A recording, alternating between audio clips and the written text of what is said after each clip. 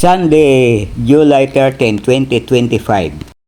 Paradisical word sa Tagalog, malaparaisong daigdig, pag-usapan natin. Magandang araw sa inyong lahat. The Lord's Prayer. Our Father who art in heaven, hallowed be thy name, thy kingdom come, thy will be done on earth as it is in heaven. This can be found in the Bible in the Gospel of Matthew and Luke. Ang kingdom o kaharian ng Elohim, ito ay isang planeta na ang pamumuhay doon ay heaven o malaparaisong kalagayan. Sabi ng Elohim, iyan ay gagawin dito sa ating daigdig.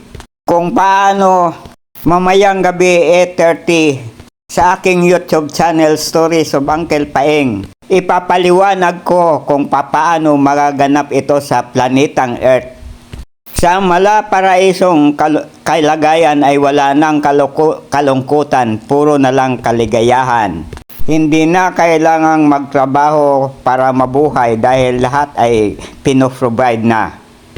Hindi na iiral ang pera na pangunahing ugat ng kasamaan.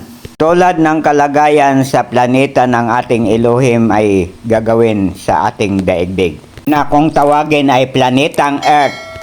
Please subscribe to my YouTube channel, Stories of Uncle Paeng, comment, like, and share.